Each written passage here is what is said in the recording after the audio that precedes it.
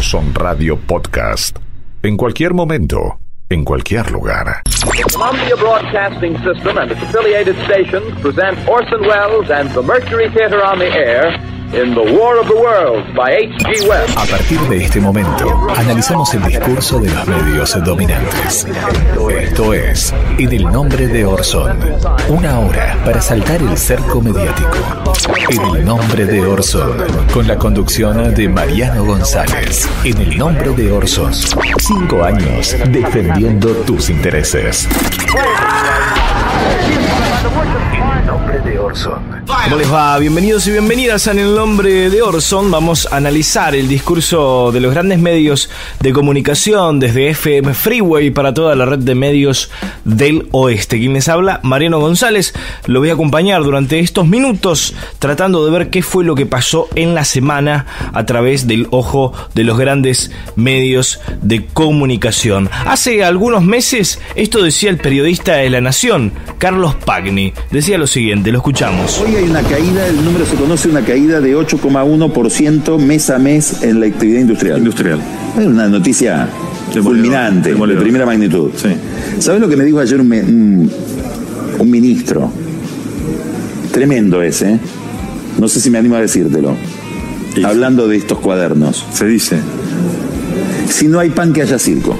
Algunas semanas, para ser más específico, es lo que decía recién Carlos Pagni, y ahí empezaba, ¿no?, a desenvolverse este caso que realmente está calando muy fuerte dentro de lo que es la política y la exposición mediática, ¿no? El caso de los cuadernos. Se fueron suscitando algunas cuestiones en los últimos días que tienen que ver con la cuestión de la causa judicial, en donde actúa, por supuesto, el juez Bonadío. En los últimos días, un grupo de policías de la Federal ingresaron al departamento, al edificio, mejor dicho, no al departamento de Cristina Fernández de Kirchner, que por tener fueros y al no ser aprobado en el Senado la autorización para que pueda el juez ordenar una orden de allanamiento, al no ser aprobado, porque no hubo quórum, en realidad, podría haber tenido el quórum el oficialismo, de no ser de que su legislador,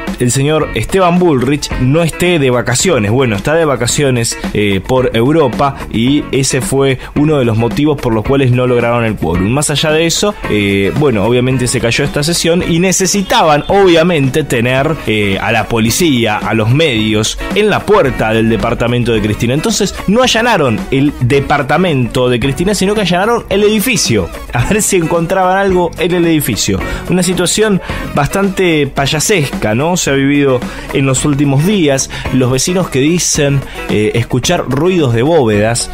Parece un chiste, ¿no? Pero estas cosas pasan en la República Argentina y están horas y horas en televisión, ¿no? Uno realmente no sabe si detrás de todo esto que parece pura ficción hay obviamente algún hecho que hace sostener a la causa, ¿no? Entonces, los últimos días fue un gran desfile de arrepentidos, de empresarios que pasaron por la justicia ante el juez Bonadío, como fue el caso de Uberti, ¿no? Uberti es uno de los arrepentidos ahora que formó parte del órgano de control de concesiones viales, ¿no?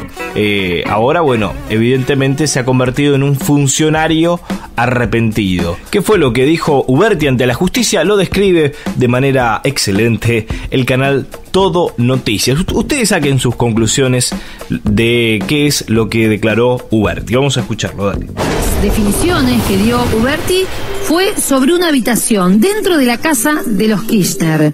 Dijo, había una habitación llena de bolsos con dinero, una habitación a la que aparentemente no podía entrar de la cantidad de bolsos con dinero que había. También habló de los maltratos a los que lo sometía el ex presidente Néstor Kirchner. Inclusive contó una anécdota en la cual Kirchner mandó a Daniel Muñoz a pegarle 3 trompadas a la persona que llevaba los diarios porque no había llegado a tiempo. El malo lo llamaban al ex presidente, que además contó una vez se enojó y mucho cuando le llevaron un bolso con pesos y empezó a los gritos diciendo que lo que quería eran dólares.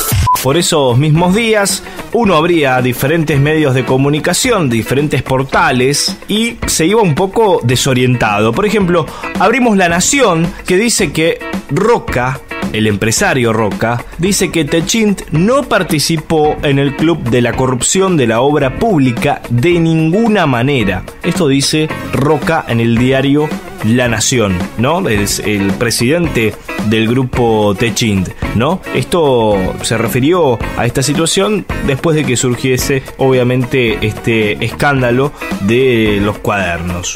Uno abría La Política Online ese mismo día y leía lo siguiente: Roca confesó que Techint pagó coimas y la acción se derrumbó más del 20%.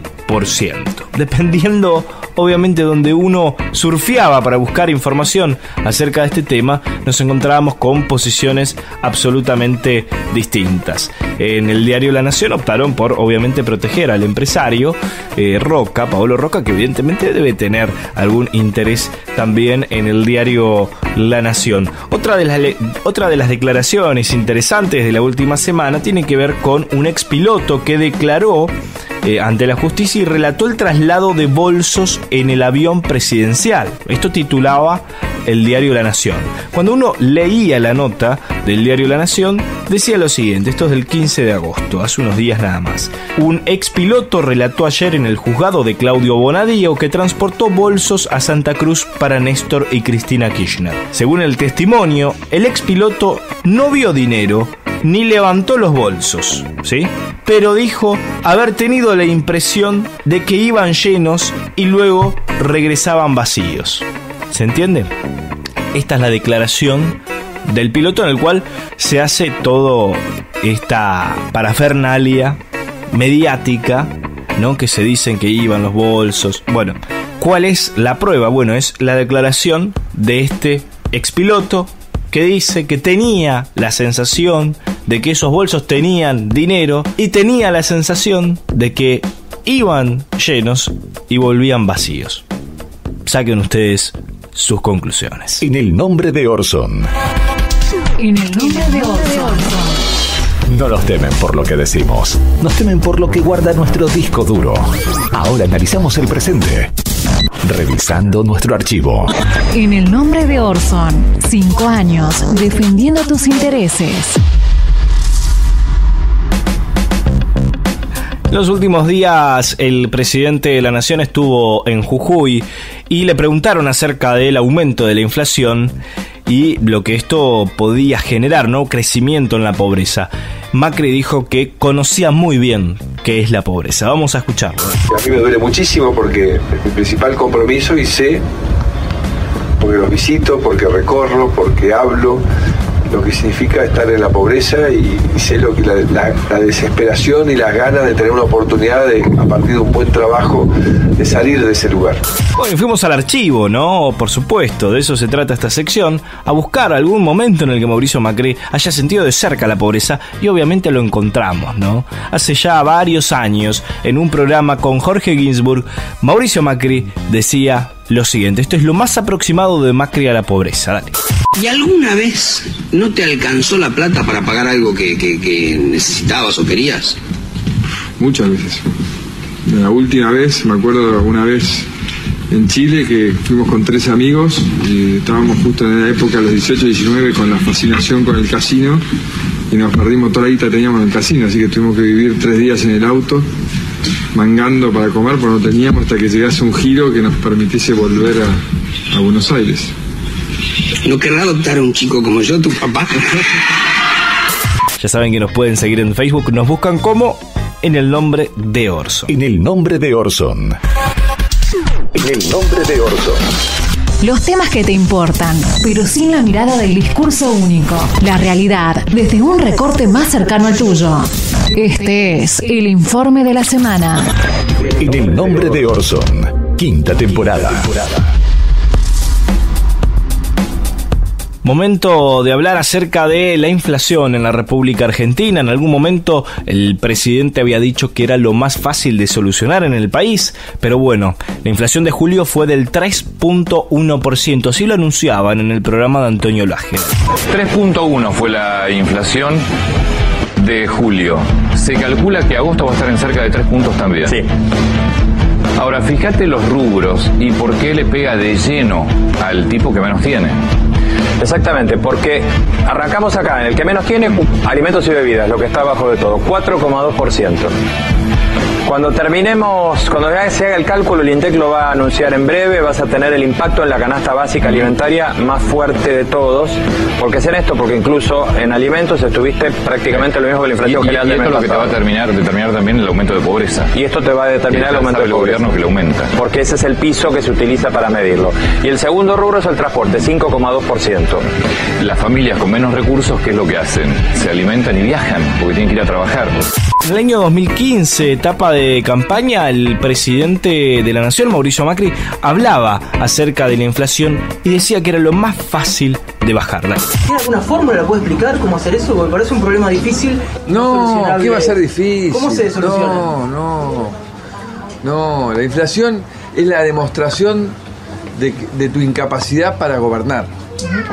En mi presidencia la inflación no va a ser un tema, no va a ser un desafío. El desafío va a ser conseguirle trabajo a la gente, oportunidades de progreso a la gente, que haya más inversiones, más fábricas, que se duplique la petroquímica en Bahía Blanca, que se duplique la producción agropecuaria, que el puerto funcione mejor, que tengamos mejor ruta. Ese va a ser el desafío para que la gente tenga más trabajo. Se habían cumplido 100 días de gobierno, ¿sí? Mauricio Macri decía lo siguiente acerca de la inflación. Y yo quiero que los argentinos lo tengan claro, porque yo veo encuestas que dicen que creen que no es tanto culpa del gobierno. Yo quiero que sepan que si la inflación no baja, es culpa mía. No le voy a echar la culpa a otro. Evidentemente no era fácil, ¿sí? Evidentemente no era para nada fácil. Y ahora, juzgando sus propias palabras, tendremos que decirle que es el gran responsable de la situación actual, ¿no? De la inflación actual. Vamos a escuchar al economista Juan Enrique, que explica algunos de los motivos por los cuales el gobierno no puede contener la inflación. Dale. ¿Sabés que no es gordura? No es hinchazón, esto es inflación. Se conoció en esta semana la inflación de julio, que está en el 3,1%. ¿Te acordás que era el problema más fácil de solucionar? Sí. Realmente queda clarísimo que con una tasa del 45% y un encaje bancario del 30%, la inflación no es simplemente un fenómeno monetario, hay algo mucho más detrás. Exceso de demanda de bienes, escasez en la oferta, estructural, inercial. Los argentinos queremos consumir bienes que no producimos porque los chicos no van al colegio y entonces los importamos. Entonces necesitamos dólares, aumenta el dólar y aumentan todos los precios. Mirá, acá te muestro. Es inflación, Diego. Y lo que tenés ahí en la pantalla es la inflación del año 2015. Sí, claro, la inflación del gobierno anterior, que el último año fue muy elevada, 26,5%. Luego vino este gobierno, que no tengo nada contra el gobierno, pero dijeron que era lo más fácil de solucionar. Claramente el primer año nos comimos una inflación del 42%. ¿Te acordás que decían que el dólar era de mentira? Bueno, no importa las explicaciones. No, y en ese momento también vino el primer tarifazo, que las tarifas estaban retrasadas. Pues bueno, las aumentamos y a partir de ahora, ¿te acordás? Fue el segundo semestre. Tarifazo, devaluación, porque la inflación no es simplemente un fenómeno monetario. No es por emisión monetaria. Tenés las tarifas, el combustible, el dólar. Muchas causas hacen que aumenten los precios. 2017, la inflación sí realmente se controló. Claro, cayó la actividad económica, pero sin embargo estuvo similar al año 2015, donde había actividad económica. Ahora, mirá esto, Diego. Acá claramente se ve la tendencia. La tendencia son datos oficiales. Acá está el 3,1% de julio. Pero la tendencia que los precios van a seguir aumentando. ¿Por qué? Siguen la dinámica del dólar. El dólar esta semana estuvo intratable. Y el dólar es un precio relativo muy importante. Como te dije, Diego, Argentina no es productiva. Y no es productiva porque los chicos no estudian lo suficiente para producir los bienes que queremos consumir. El 70% de los componentes de los bienes que consumimos tienen insumos importados. Aumenta el dólar. Y acá tenés la explicación de por qué los precios no paran de aumentar. ¿Y sabés qué se estima para este año, Diego? Una inflación que supere el 40%. Vos me decís, Juan, pará. Estamos estamos en este momento con el 3,1 en una inflación interanual del 31. Ahora vamos a decir el 40. Mirá, recordá el año 2014. El dólar pasó de 6 a 8 pesos, la inflación fue del 42.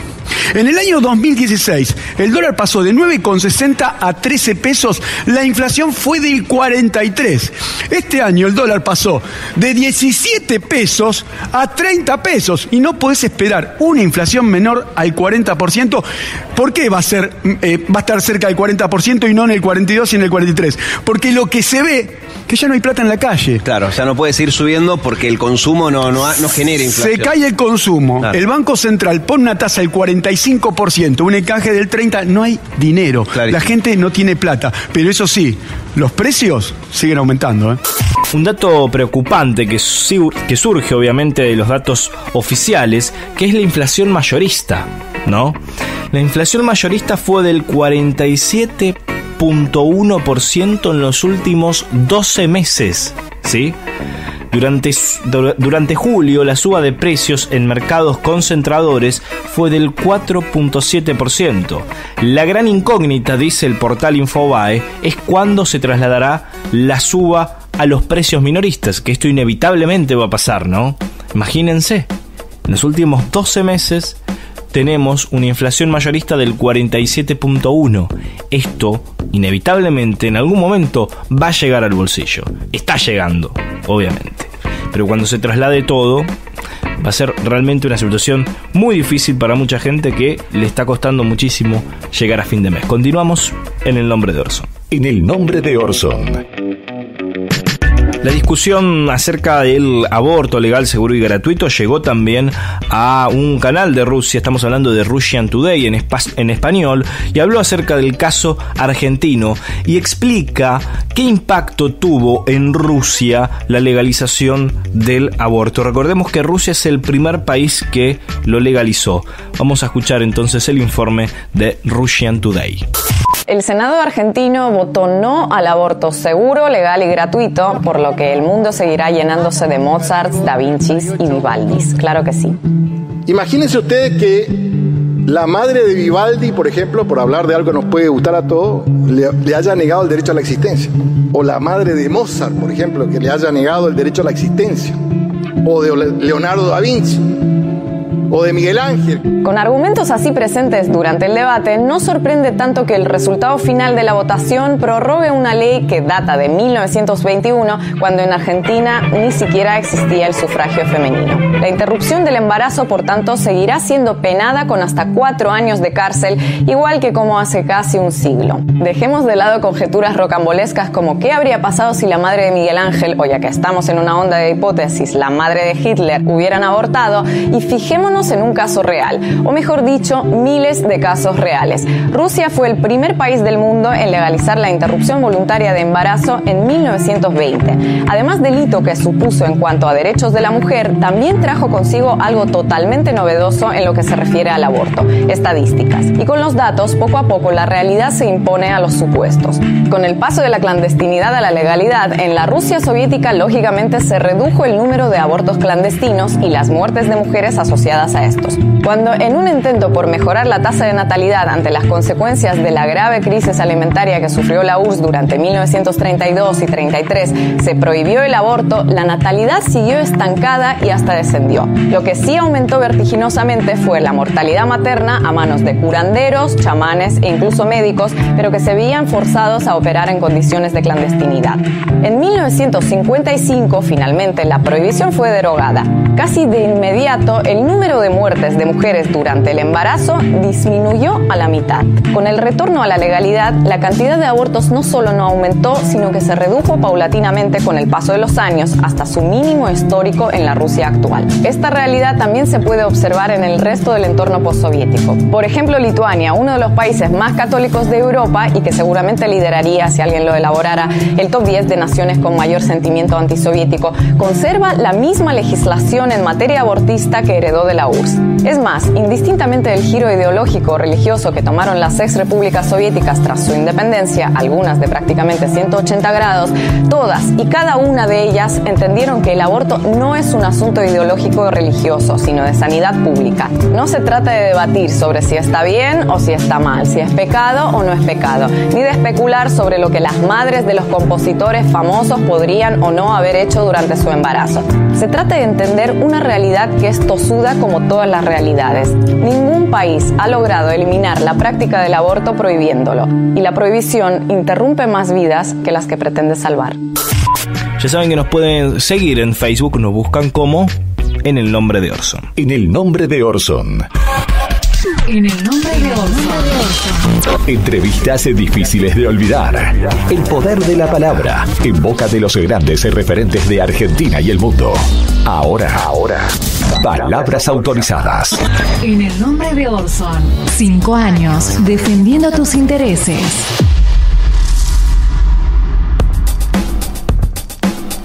Vamos a escuchar al filósofo José Pablo Feynman hablando acerca de la clase media, ¿no? ¿Cuál es el problema de la clase media? Fíjense si no es muy cierto lo que dice el señor Feynman, el bueno. Vamos a dar una teoría del ser de la clase media. La clase media no quiere ser lo que es clase media. La clase media quiere ser clase alta. Y la clase media no quiere ser clase pobre, no quiere ser pobre, tiene terror a ser pobre.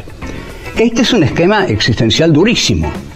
¿Por qué? Porque la clase media no quiere ser lo que es, no quiere ser clase media. Quiere ser algo que no va a ser nunca, clase alta, y tiene mucho miedo de ser algo que no es, pero puede ser, clase baja. En esta coyuntura, ¿qué hace la clase media? Bueno, cuando la derecha arroja a la clase media a la pobreza, la clase media se une a los pobres y larga esa consigna. Piquete, cacerola, la lucha es una sola. Entonces surgen los gobiernos populistas y la clase media está contenta hasta que recupera su nivel adquisitivo. Cuando recupera su nivel adquisitivo, la clase media se harta de los gobiernos populistas y se une a las clases altas, que es algo que quiere denodadamente. Cuando se une a las clases altas la vuelven a hundir en la pobreza. Y ahí entonces vuelve a reclamar a los gobiernos populistas. O sea, de este círculo realmente viscoso y vicioso, Argentina y América Latina tienen que salir de esto. Lo cual exigiría una decisión por parte de la clase media de qué quiere ser, a quién se quiere unir.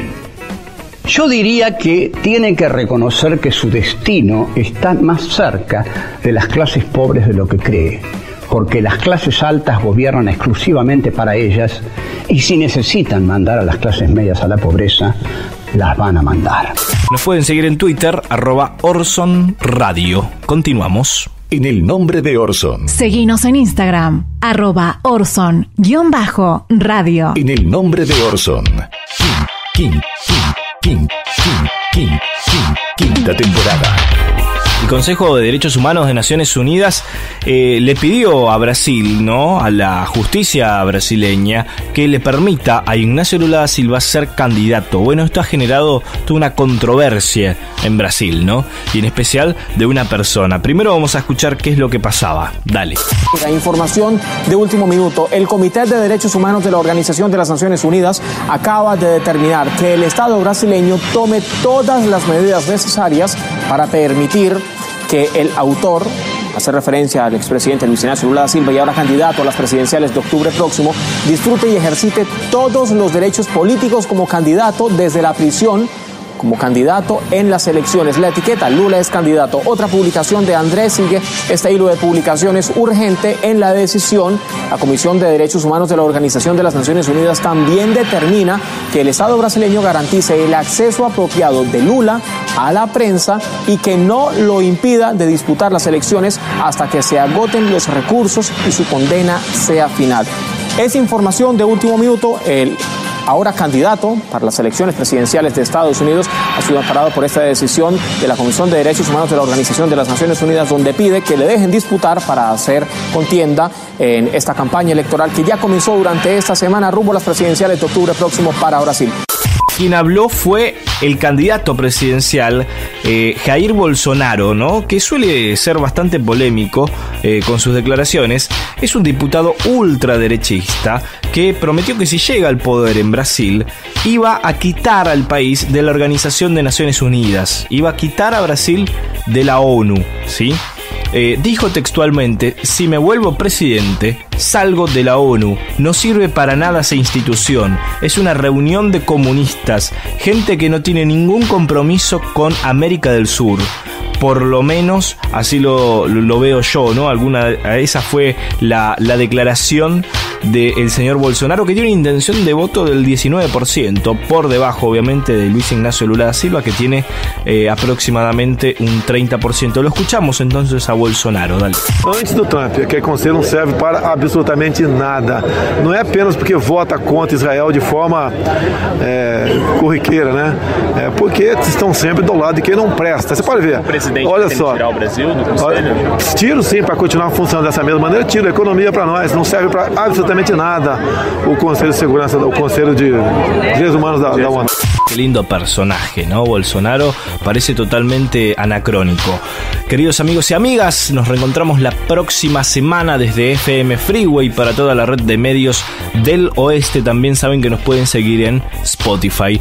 Nos reencontramos la próxima. Chau. Esto que acabas de ver es una visión, una opinión, nuestra interpretación de la realidad. Es nuestra verdad, pero no es la única. Hay diferentes miradas sobre los hechos. Nosotros elegimos qué contarte y cómo. Seleccionamos imágenes y testimonios, como lo hacen los medios, que de un hecho construyen la noticia. Los medios de comunicación eligen qué contarte y son responsables de lo que dicen, como nosotros somos los responsables de lo que dijimos en este programa. Orson Radio Podcast. En cualquier momento, en cualquier lugar.